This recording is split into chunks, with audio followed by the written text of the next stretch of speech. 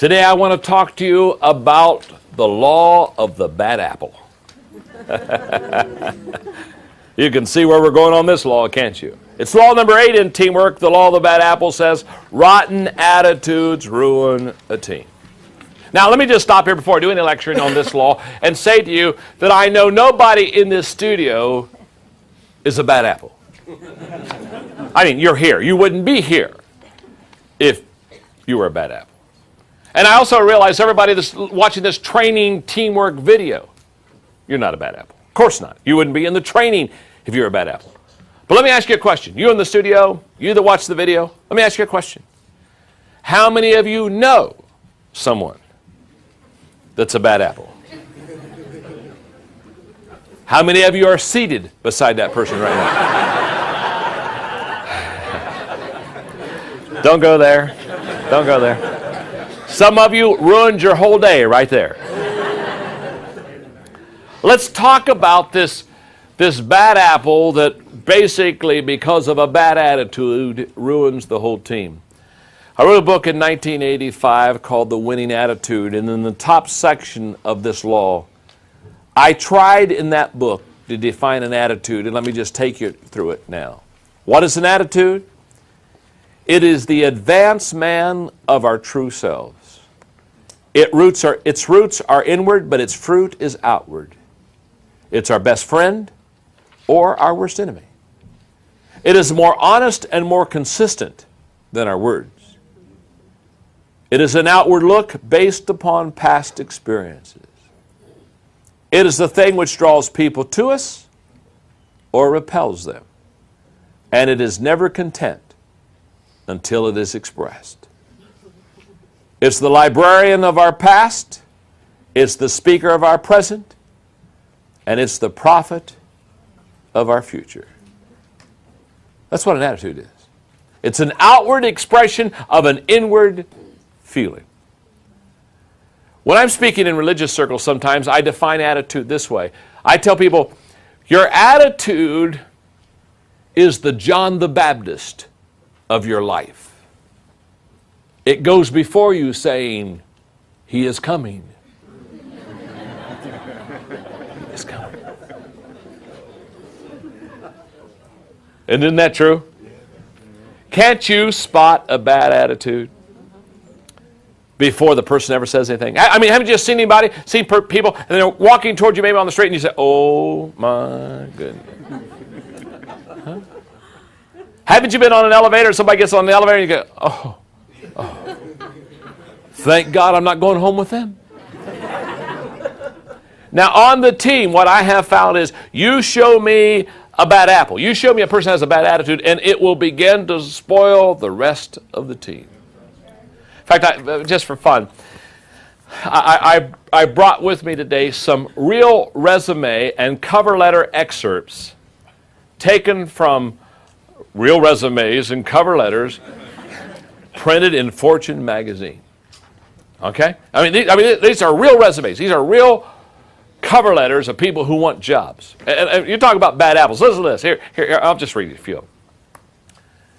Reason for leaving last job? Maturity leave.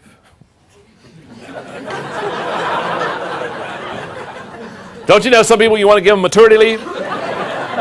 Come back in a couple years. You need a maturity leave. Here's another person who said, I am wholly responsible for 2 failed financial institutions. My middle name's bankrupt. Here's another person who said, it's best for employers that I do not work with people. Now there's somebody you want to hire, isn't it, huh? Yeah. Put them in a corner, build a wall around them. Here's another one. I failed the bar exams with relatively high grades.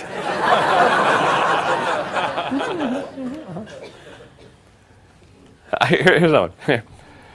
Note, please don't misconstrue my 14 jobs as job hopping. I have never quit a job.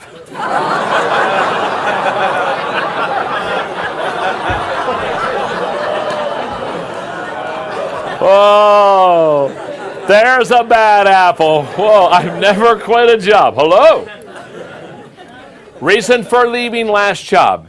They insisted that all employees get to work by 8:45 a.m. every morning. I could not work under those conditions.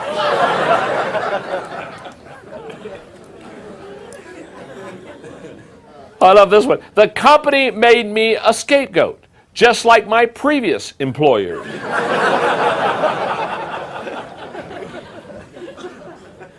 One more. The person was asked for references, and they put in their form, none.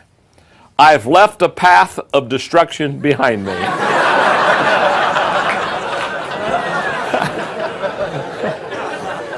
Kind of says it all, doesn't it, huh? Just kind of says it all. Now, let's talk about this bad apple attitude on the team that hurts the rest of the team members. Let me give you 4 attitude thoughts. Okay, here we go.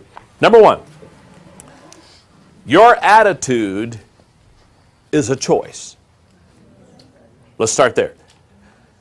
And the reason I want to start there with your attitude is a choice is because I've taught on attitude for quite a while now, since I wrote a book back in 1985 on it. And I just want you to know, I run into adults all the time who somehow think that the attitude they have was given to them. They'll look and they'll say, well, yeah, I may have a bad attitude, but you don't realize who my parents were. You know, I wasn't toilet trained at the right age. Or I grew up in a bad environment, or I didn't get this, or I didn't have this. And they're wanting to blame everybody else for the attitude they have. Now listen to me very carefully. The attitude you have right now, let me tell you something about that attitude. Whether it's good or bad, whether you're a bad apple or a good apple or no apple, let me tell you something about your attitude. You chose it. That's why I don't feel sorry for people who have bad attitudes. I don't go out of my way to try to help people with bad attitudes and come over to them and say, oh, Missy, I'm so sorry you're feeling bad, and oh, I wish it were better for you, and oh, let's just hold hands and sing Kumbaya. No, Missy, if you've got a bad attitude, let me tell you something. Get a good one. It's a choice. And be honest with you, Missy, until you get a good one, do me a favor. Don't come around. Help us all. Leave. Yeah. Because I watch teams all the time try to pump up people with bad attitudes. I'm telling you right now, you don't need to be pumped out. If you've got a bad attitude, you need to be shipped out. Because it's a choice. The reason I don't feel sorry for people who have bad attitudes is you chose your lousy, stinking attitude. And can I tell you something? Until you fix it, don't come around. Just a thought.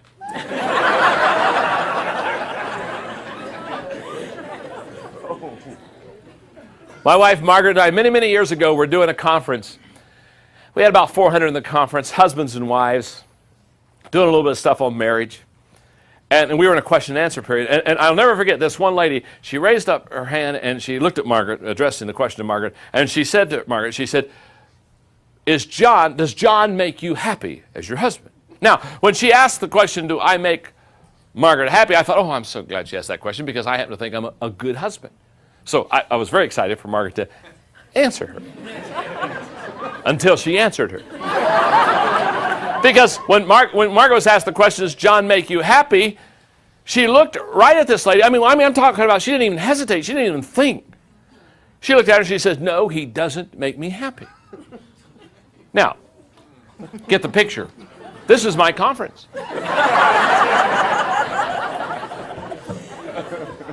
And I'm looking at Margaret, and immediately, I mean, people are stunned with what she's, no, he doesn't make me happy. And so I look at Margaret and I said, honey,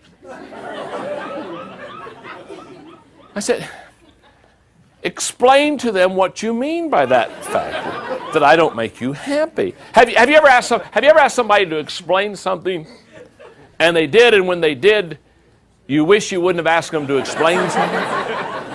That's exactly what happened, because when I asked her, I said, well, explain what you mean, Margaret. Margaret said, well, okay, I'll explain. She said, she looks right back at this lady, and she says, in the first 6 months of our marriage, I realized John would never make me happy. Now, I don't know if you have the gift of discernment. But we're going downhill rather rapidly here. And then she said, thank God she said this, because she said, for the first 6 months, that's exactly what I expected, for him to make me happy. She said he had this little church and he worked hard all day, and I was teaching kindergarten, and I'd come home from teaching kindergarten and I'd be tired and he'd be tired. She said, I found out real quickly that my goal was not to wait on him to make me happy. And then she said something that was so powerful. She said, I realized 6 months into my marriage, the only person that can make me happy is me. And she said, when I took responsibility for my own happiness, she said, John has made my happiness even greater. Which I'm saying, whew. That was close. What Margaret was saying is, I'm responsible for my attitude. Not my husband, not my wife, not my boss, not the other team players. I'm responsible. Grow up, get a life.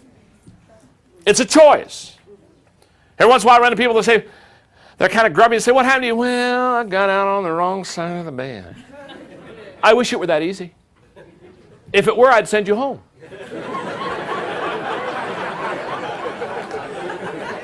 I'd say, go to your bedroom, jump on your bed, and roll out the right side of that sucker.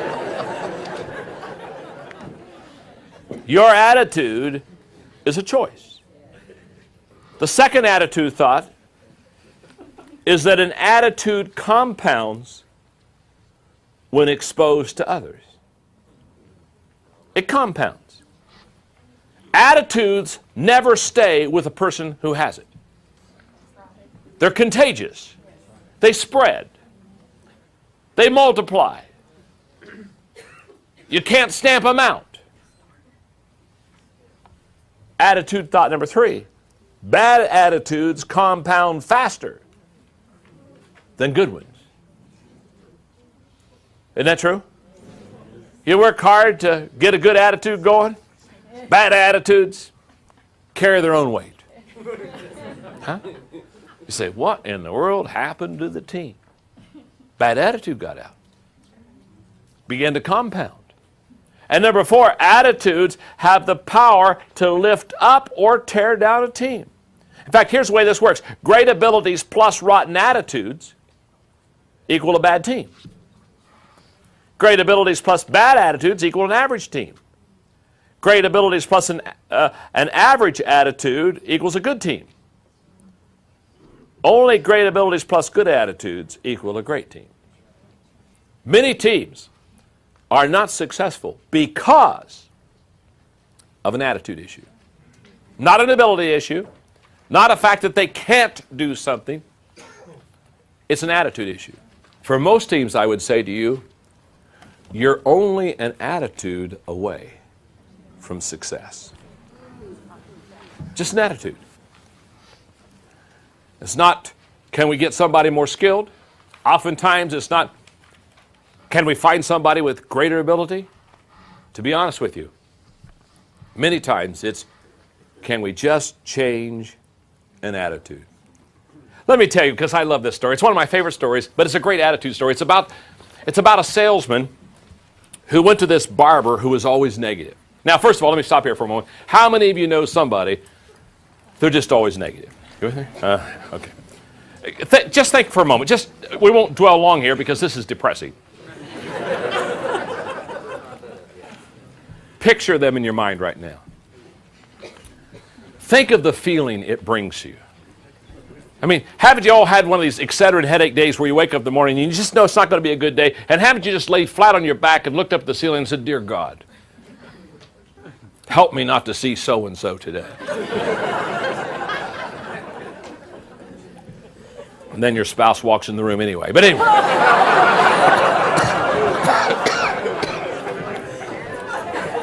Just kidding.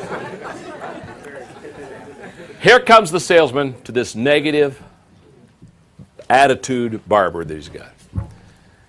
So he's cutting his hair, and so he asked the salesman, what's up? And the salesman said, well, I'm excited. He said, I'm going to Rome, he said, tomorrow.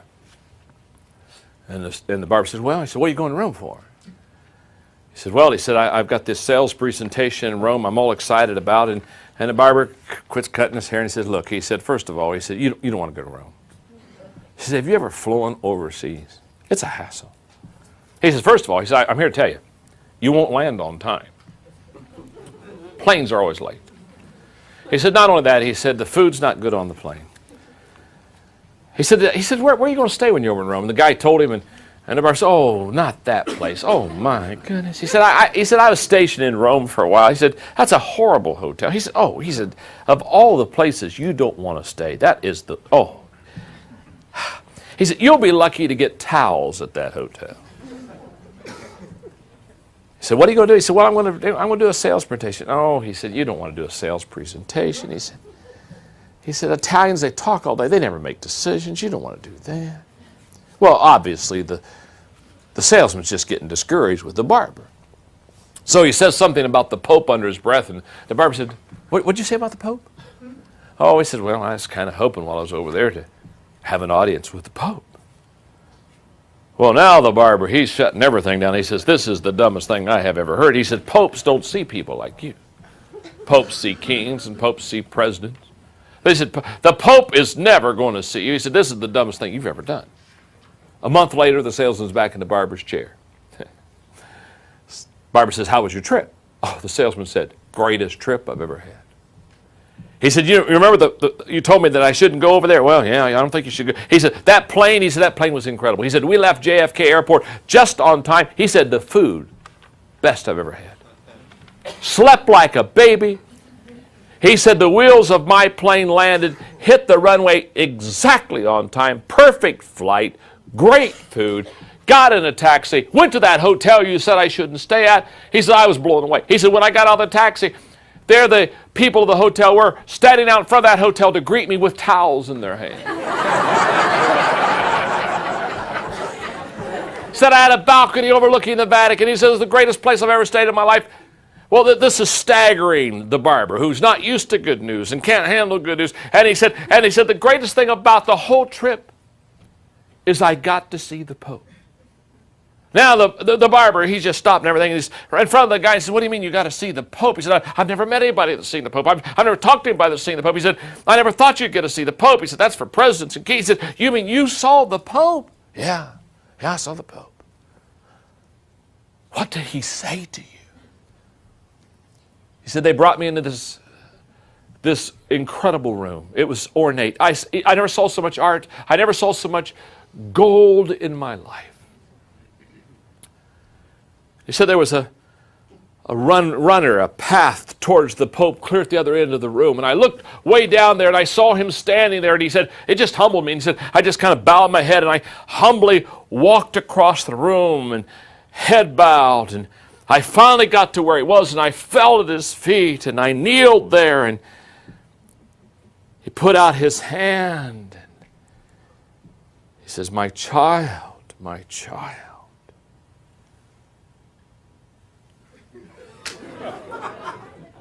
Where did you ever get such a lousy haircut?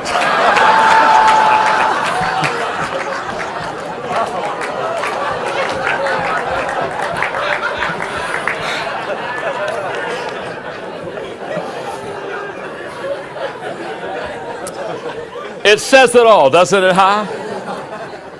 It says it all about our attitude and how we look at life. And all I want you to realize is the law of the bad apple says that a rotten attitude will ruin a team. And everybody knows you don't need a barber, not a negative one, on your team.